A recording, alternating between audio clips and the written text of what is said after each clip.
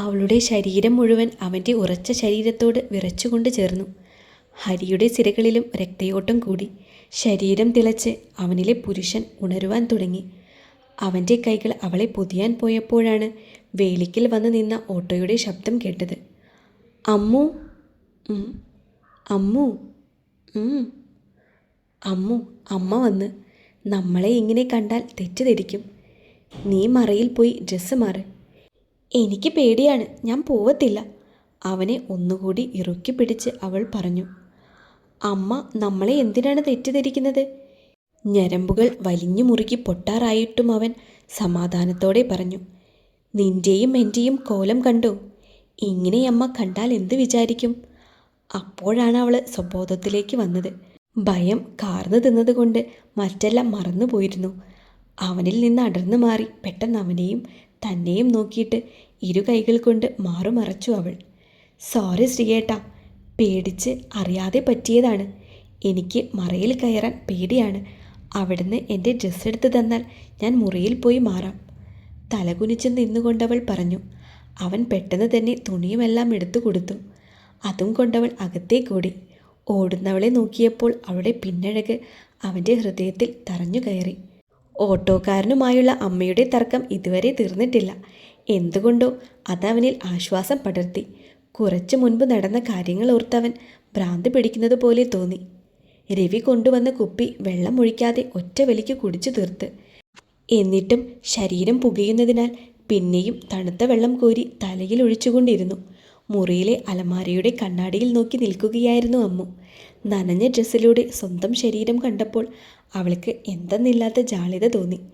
ഈ അവസ്ഥയിൽ അവനെ കെട്ടിപ്പിടിച്ചതോർക്കെ അവളുടെ മിഴികൾ പെയ്യാൻ വെമ്പി നിന്നു. അവനെ ഇനി എങ്ങനെ നോക്കുമെന്ന ആശങ്കയിൽ ഡ്രസ്സ് മാറി റൂമിൽ തന്നെ ഇരുന്നു. ഇതെന്താ ഹരി, മുറിക്കകത്ത് മുഴുവൻ വെള്ളം? അമ്മയുടെ ചോദ്യം കേട്ടപ്പോഴാണ് അവൻ അകം മുഴുവൻ നോക്കിയത്. അമ്മു ചേരയെ കണ്ട് പേടിച്ച് കുളിച്ചുകൊണ്ട് നിന്നപ്പോൾ ഓടിയതാണ്. അപ്പുറത്തെ പറമ്പിൽ നിന്ന് കയറി വരുന്നതാണ്. അവരോടത് വൃത്തിയാക്കിയിടാൻ പറഞ്ഞാൽ കേൾക്കില്ല. ഹരി ദേഷ്യത്തോടെ പറഞ്ഞു. മോള് നല്ലപോലെ പേടിച്ചായിരുന്നോടാ? ശാരദ ആദിയോടെ ചോദിച്ചു. അമ്മയുടെ മുഖത്ത് നോക്കാതെ തിരിഞ്ഞു നിന്നാണ് ഹരി മറുപടി കൊടുത്തത്. ഞാൻ മുഖത്തെല്ലാം സോപ്പ് തേച്ചപ്പോഴാണ് അലറി വിളിച്ചുകൊണ്ട് വരുന്ന ശബ്ദം കേട്ടത്. ഞാൻ നോക്കിയപ്പോഴേക്കും അവൾ പോയി കഴിഞ്ഞിരുന്നു. നീ ചേരയെ കണ്ടായിരുന്നോ? ഞാൻ കണ്ട്. കുറച്ച് മണ്ണ് വാരിയിട്ട് അപ്പുറത്തെ പറമ്പിലോട്ട് തന്നെ ഓടിച്ചു വിട്ടിട്ടുണ്ട്. അവനൊരു ലാഘവത്തോടെ പറഞ്ഞു. കുളിമുറിയുടെ പണി കഴിഞ്ഞിട്ട് പതുക്കെ 4 ചുറ്റും മതിൽ കെട്ടണം. ആലോചനയോടെ പറയുന്ന അമ്മയെ നോക്കി അവൻ കലിപ്പിൽ പറഞ്ഞു. അമ്മ ഓരോ ദിവസവും ഓരോ ചെലവ് പറഞ്ഞു കൊണ്ടുവരരുത്. മോൾക്ക് പാമ്പിനെ പേടിയായതുകൊണ്ട് പറഞ്ഞതാണ്. മതിൽ കെട്ടിയാൽ പാമ്പിൻ്റെ ശല്യം കുറയുമല്ലോ. പരിഭവത്തോടെ പറയുന്ന അമ്മയെ നോക്കിയവൻ വിഷയം മാറ്റാനായി ചോദിച്ചു. അമ്മ എന്താണ് ഇത്രയും താമസിച്ചത്? അവളുടെ കൂടെ മെഡിക്കൽ കോളേജിൽ പോകാൻ കൂട്ടി വിളിച്ചതാണ് എന്നെ. അതുകൊണ്ടാണ് ഇത്രയും താമസിച്ചത്. അതെന്താ, അവരുടെ മരുമോള് കൊണ്ടുപോകത്തില്ലേ? അവൻ പരുഷമായി ചോദിച്ചു. സർക്കാർ ജോലിയുള്ള മരുമോൾക്ക് വിദ്യാഭ്യാസമില്ലാത്ത അമ്മായിയമ്മയെ ഒരു കുറച്ചിലാണ്. അതുകൊണ്ട് അവൾ പുറത്തെങ്ങും അവളുടെ കൂടെ ചെല്ലില്ല. എന്ത് പറയാനാണ്, ഓരോരുത്തരുടെയും തലവിധി. ഒരുങ്ങിയിറങ്ങുന്ന ഹരിയോട് ദേഷ്യത്തോടെ ശാരദ ചോദിച്ചു. നീ രാത്രി എവിടേക്കാ പോകാൻ പോകുന്നത്? ഞാൻ ഇത്രയും നേരെ ഇവിടെ തന്നെയല്ലേ നിന്നത്. കവല വരെയൊന്ന് കറങ്ങിയിട്ട് വരാം. നീ പറഞ്ഞാൽ നന്നാവത്തില്ലല്ലോ, എന്തെങ്കിലും കാട്ടിക്കൂട്ട്. അതും പറഞ്ഞ് കതകിൽ തട്ടി ശാരദ അമ്മുവിനെ വിളിക്കാൻ തുടങ്ങി. മോളെ, എന്തെടുക്കുക? അമ്മ വന്നിട്ടും ഇതുവരെ പുറത്തോട്ട് വന്നില്ലല്ലോ. അമ്മ അവളെ വിളിക്കാൻ തുടങ്ങിയതും അവൻ അമ്മയോട് യാത്ര പറഞ്ഞു ബൈക്കുമായി പാഞ്ഞുപോയി. അവളുടെ മുഖത്ത് നോക്കാൻ അവൻ എന്തോ ഒരു വല്ലായ്മ തോന്നി. ബൈക്ക് പോയ ശബ്ദം കേട്ടതും അവൾ കതക് തുറന്ന് പുറത്തേക്കിറങ്ങി. മോള് നല്ലതുപോലെ പേടിച്ചു പോയോ? ശാരദയുടെ ചോദ്യം കേട്ടതും അവരെ കെട്ടിപ്പിടിച്ച് നെഞ്ചിൽ മുഖം പൂഴ്ത്തി. ഇത്രയും വലിയ കുട്ടി പേടിച്ച് കരയുന്നത് നാണക്കേടല്ലേ? അവളുടെ പേടിയും സങ്കടവും തീരുന്നത് വരെ കരയട്ടെ എന്ന് വിചാരിച്ച് ആ അമ്മ അവളെയും ചേർത്ത് പിടിച്ച് തറയിലിരുന്നു. ഇടയ്ക്കിടയ്ക്ക് തലയിൽ തടവിക്കൊടുത്ത് നെറ്റിയിൽ മുത്തം കൊടുക്കാനും മറന്നില്ല. മോളെ, അമ്മ ആശുപത്രിയിൽ പോയിട്ട് വന്നതാണ്. അമ്മയ്ക്കൊന്ന് കുളിക്കണം. അമ്മ രാത്രിയിൽ കുളിക്കണ്ട, രാവിലെ കുളിക്കാം. അവിടെയൊക്കെ പാമ്പുണ്ട്. അവരെ ഒന്നുകൂടി മുറുകെ പിടിച്ച് ചിണുങ്ങിക്കൊണ്ടവൾ പറഞ്ഞു. എടി പൊട്ടിക്കാളി, എനിക്കൊരു പാമ്പിനെയും പേടിയില്ല. ഞാൻ ജനിച്ചു വളർന്ന സ്ഥലമാണിത്. നിന്റെ പേടിയും ഞാൻ മാറ്റി തരുന്നുണ്ട്. നമ്മൾ പെണ്ണുങ്ങളിങ്ങനെ ഒന്നിനെയും ഭയന്നിരിക്കാൻ പാടില്ല. ഭയക്കാൻ തുടങ്ങിയാൽ ചുറ്റുമുള്ള എല്ലാത്തിനെയും നമ്മൾ ഭയപ്പെടും. നമ്മളുടെ ഭയം അറിയുന്നവർ നമ്മളെ ഭയപ്പെടുത്താൻ ശ്രമിക്കും.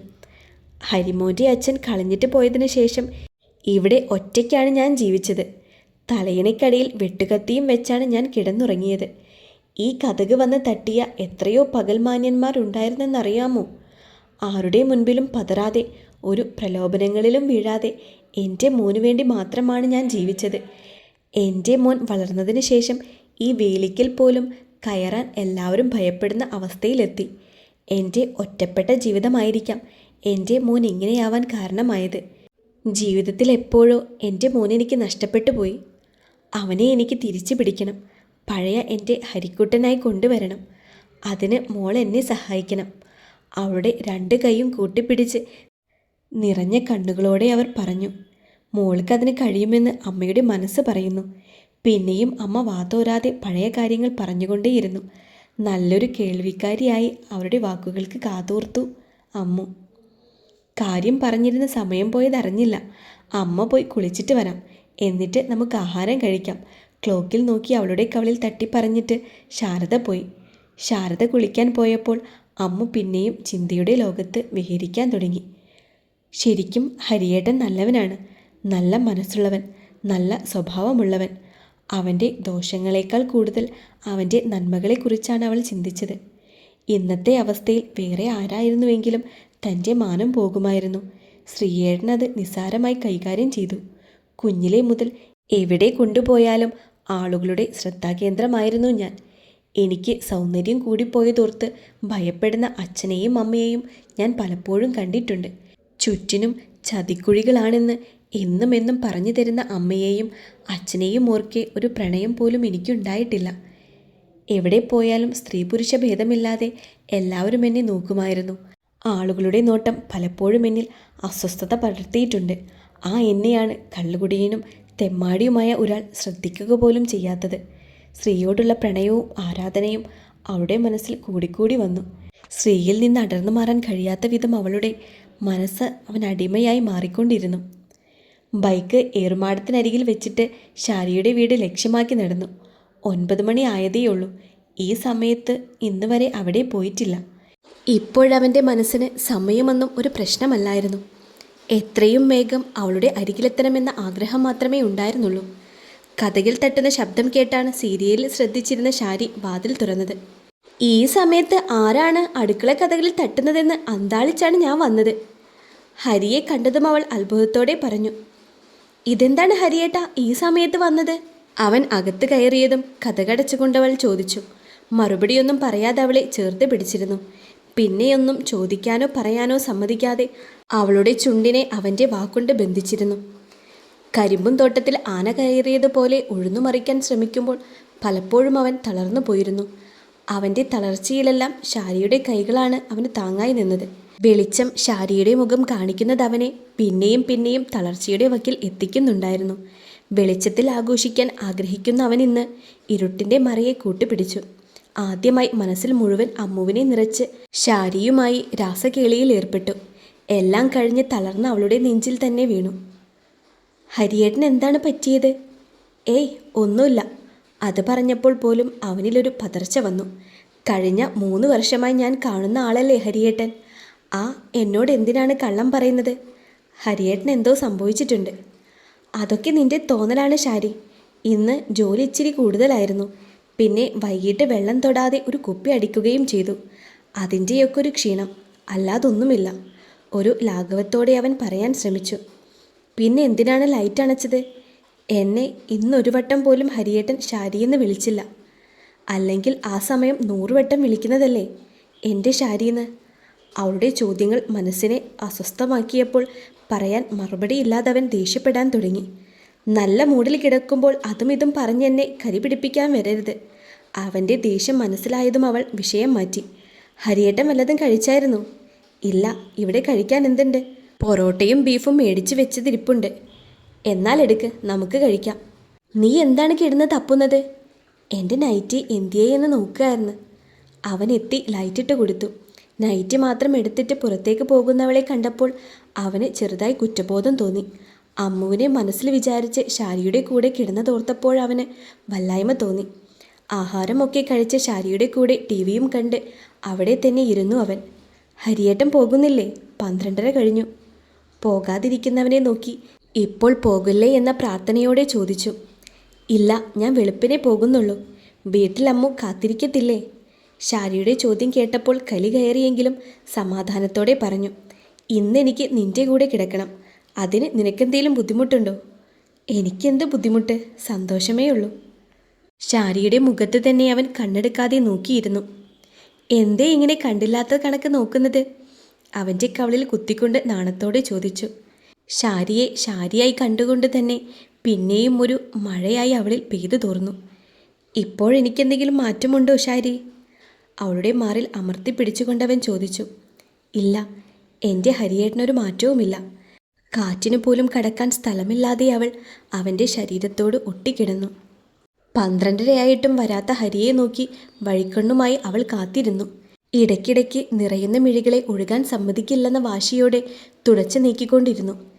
ഞാൻ ഭയന്നിട്ട് അറിയാതെ ചെയ്തതല്ലേ, അതിനിങ്ങനെ വീട്ടിൽ വരാതിരിക്കേണ്ട കാര്യമുണ്ടോ?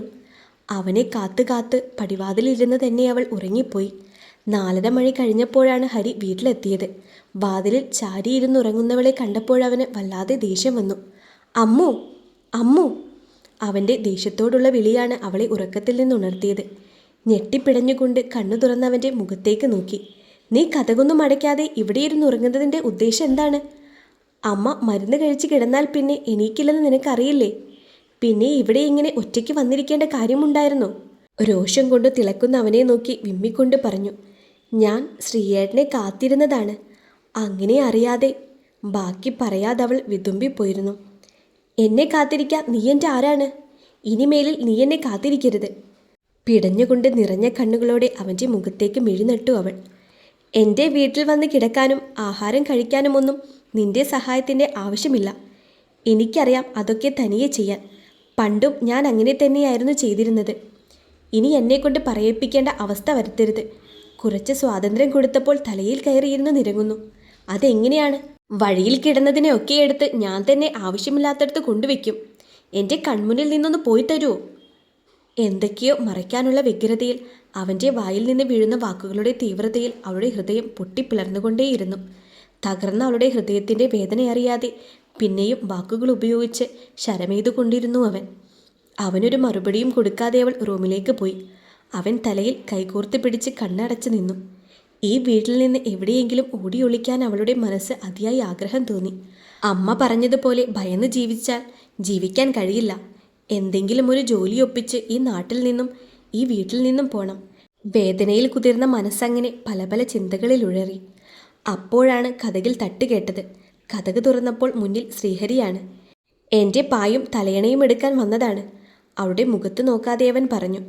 ശ്രീയേട്ടൻ ഇവിടെ കിടന്നോളൂ. ഞാനിനി എന്തായാലും ഉറങ്ങുന്നില്ല.